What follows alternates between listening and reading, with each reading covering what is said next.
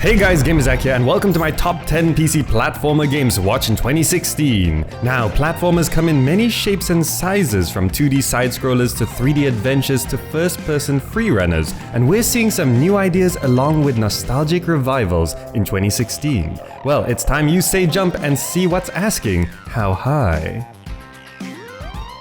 First up, we've got Unravel by Coldwood Interactive, a charming looking physics-based platformer where you play Yarny, a character made from a single thread of yarn that unravels as you advance in your journey, with environments inspired by northern Scandinavia, overcome obstacles and traverse terrain using strings and physics to your advantage as you uncover a heartfelt story of long-lost family.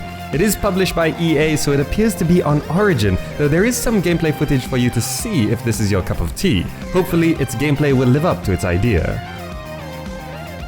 Next, we have Cobalt by Oxeye Game Studio, an action-packed side-scrolling shooter where you can slow to bullet time, roll to deflect and dodge, and utilize explosives. The game will have multiple game modes including a 1 to 2 player adventure, online multiplayer, and a level editor. It seems to have a high skill ceiling, with its ability to combine actions into complex motions, and with an editor and online play, it could get quite competitive. Longevity is always a concern in multiplayer games, but there is at least single-player content. It has already been delayed once, though they have stated that the game is complete, just buggy, so we should be seeing it soon. Then we've got Terraria Otherworld by Relogic. While we're waiting for a Terraria sequel, in development now is Terraria Otherworld, a game set in the same universe with a more concrete goal of trying to purify the world of its corruption, including more strategy and role-playing elements such as some tower defense, a skill tree, and an actual storyline. This should be a step forward for the game. Notably, this is not Terraria 2, which is meant to be a focus after Otherworld's release.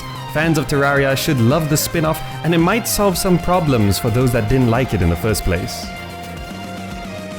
Next up, we've got Clustertruck by Landfall Games. This simple concept with a punny title has become something that seems really fun. In this first-person platformer, your goal is to not fall off the trucks while you navigate around varied and crazy obstacles. A bullet time slowdown is available to help you out, but the game does seem to involve a great deal of skill. We've seen quite a bit of footage, though how it will be when it's complete is still a little vague, but it should be a competitive game of simple pleasures. Their YouTube channel gets regular video updates, so you can check that out if you're interested. And then we have Mirror's Edge Catalyst by EA Digital Illusions CE. Revolving around the origin story of Faith, the protagonist, along with her attempts to overthrow a totalitarian conglomerate of corporations that rule the city of glass, you'll be free-running your way around this beautiful but dangerous metropolis. Combat will rely on movement and momentum where you're meant to utilize your environment. Unlike the original game, the levels will be a lot more open world and will be filled with side missions, trials, races, and puzzles. There's also a promise of no loading screen, so your traversal should go unhindered. It will be on Origin as it is published by EA, but we'll see if the game itself holds up. And next we have A Hat in Time by Gears for Breakfast. Inspired by older 3D platformers such as Banjo-Kazooie and Super Mario 64, you follow the story of Hat Kid, a young girl capable of interstellar travel. Open worlds, collectibles, co-op play, and even modding support are a part of this game. Raising just under $300,000, but still 10 times more than they asked for and reaching all of its stretch goals, this one has public support. It's been greenlit for Steam and beta access is already available. It looks adorable, and the gameplay that we've seen looks solid.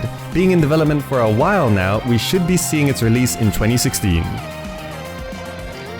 Then we've got Yooka Laylee by Playtonic Games. Here we have another 3D platformer inspired by the games of old, particularly Banjo-Kazooie again. You control Yooka, a sensible chameleon, and Laylee, a slightly crazy bat. At your disposal is an arsenal of abilities designed for platforming fun while you explore expandable worlds. Transformation abilities, quiz shows, and minecart sequences. Raising $2 million on Kickstarter of their $175,000 goal, this game has massive public support and managed to unlock all their stretch goals. The game looks absolutely charming, and gameplay that we've seen looks like a proper 3D platformer, and it should be releasing later on in 2016.